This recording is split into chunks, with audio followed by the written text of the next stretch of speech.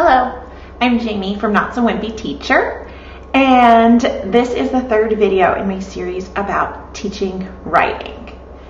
Yesterday in my video, I talked about mini lessons and my favorite tools to use during mini lessons, and one of those tools was using mentor text. By using mentor text, I can show my students what good writing should look and sound like. And they try to mimic different styles, and that helps them to become better writers. It just gives them an example, something to shoot for.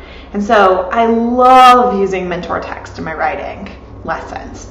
I love to use read-alouds. There's so many fabulous picture books out there that you could use to show any skill that you're teaching in writing. It would be so simple, and you can Google and find great ideas even. And so I definitely love to use picture books, but I recently discovered that passages make wonderful mentor text. The fabulous thing about mentor text is that my students can glue it right into their writer's notebook, and then they have a reference to come back to over and over again. They can also write all over it. They can underline the examples. Like if we're talking about transitions, they can go through and they can circle or underline all the transitions, and so it can be active. And these can also be used during your reading instructions. You can get a little more bang for your buck. Have students read these. So today I kind of wanted to go through and just give you a lot of different ways that you could take some reading passages and use them for your writing mentor text. Okay, so I have lots of different ideas of ways we can use these passages, and I think mix it up a little bit. That way students don't always know exactly what to expect. It keeps it interesting and fun for you and your students. So I'm going to share with you lots of different ways, 6 different ways I'm going to share that I've used passages in my mentor text, and you might even be able to come up with some more. First of all, just because it's a passage doesn't mean you can't use it as a read aloud. This is actually the simplest way. You don't need to make photocopies for everyone. You really only need one copy for yourself. You can even read it from your device instead of printing if you need to. It's a quick, I didn't prep anything kind of way to use your mentor text, and it's perfectly fine. Just as you would have read a book to your students, you can read a passage to your students. Okay, so don't forget that just because it's written, just because it's on copy paper, doesn't mean you can't read it like it was a book. Okay, so that's a simple way to take these passages and use them. And I think this is a real quick way. By you reading it, you're not having to pass out papers. You don't have to worry about partners or gluing or just any of that. So this is a really quick way when you know that your lesson maybe is a little bit longer and you're trying to squeeze that mentor text in. This read aloud doesn't even have to happen during your writing workshop. This read aloud could happen while they're eating their snack or when they've just come back from recess or during your reading lesson. So think creatively, because we don't have a ton of time to teach writing. We're trying to squeeze it in there the best we possibly can. So think about other times you could do this read aloud during your day prior to getting to your writing workshop time. Then they already had the mentor text. Or read it during your writer's workshop time if you have the time to do that. Okay. Another way that you could use these reading passages is actually during your reading groups. You can print these out for your reading groups and have them choral read, or if you use popcorn reading or whatever type of reading you use in your reading groups, they can use these passages. You can cover lots of reading standards with these passages too. These ones here that I'm showing you are actually opinion passages. These are great for when you're talking about point of view in reading. Okay, it's also great for just having them practice using text evidence. So don't forget that one passage can do double duty. It can teach them to be a great writer, but you can also ask them questions and have them practice fluency with these passages. Okay? Lots of you do like partner reading during your reading centers, where students are reading, they're facing each other and reading the same text out loud together. These passages would be great for that too. So another way that you could get them reading the mentor text prior to writer's workshop and maybe save yourself a little time while still having the resource that you needed for your partner read station. So if that's something you already do, a partner read station, maybe add in some of these passages. Okay. I love read to self, and one of my big things about read to self is I always let my students pick what they're going to read. But maybe from time to time, maybe just once a week or so, you say, hey, before you read whatever it is you're reading to yourself, I need you to read this passage. It's another way that you can get them reading these passages prior to writing workshop time.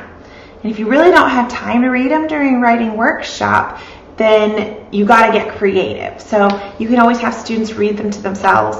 You could have them read it as morning work even, I'm just thinking. But whenever your students have a chance to read to themselves, that would be another great opportunity where you're getting to use the resource and not take as much of your writing time. Okay. I have a teaching friend who's used these passages a lot for close reading. They don't have comprehension question on them, but they don't need to. You can do this. Okay, so have your students read them however you do close reads. Multiple reads, whether they do it out loud, whether they do it silently, whatever routine you have in place for close reading.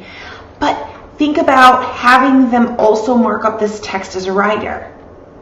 Telling them things like, this one here is for lead and introduction is what it says up here. Asking them to highlight the lead. What makes the lead interesting? How would you write a lead to this? Okay, but you can also go further as with reading standards and ask them why should people recycle? Use text evidence. What would the argument against recycling be? What would their point of view be? Ask them to think deeply, okay, about these texts and have them write in them. Ask them what the main idea is and to identify the details. Identify the main idea with a pink highlighter and the details with blue highlighter or crayon. Okay? Have them mark these suckers up to practice their deep reading skills, and then you're still able to pull the writing from it. Okay? So be creative in that area. That way you can get more out of it. If you're going to go ahead and print those passages for everyone, make sure that you've really used them to their full potential before you stick them in the writer's notebook. Okay, another one that I like to do, and this is one of those ones, no prep necessary. So it's fantastic for those days when you just don't really have time to run to the copy machine. Okay, project the passage onto your whiteboard or your smartboard. That way, the whole class can see the passage at the same time and have a shared reading experience without having to make any photocopies. So project it and then maybe choral read as a class. It's a fantastic way to practice that reading fluency and still have that mentor text experience. This is especially great on those days when you're working on the editing lessons. In my writing units, I've provided passages that have mistakes, and you project them up there, and then students can help you to identify those mistakes. But even on other passages, by putting it up there, turn and share with your partner one transition word that the author used. Turn and share with your partner one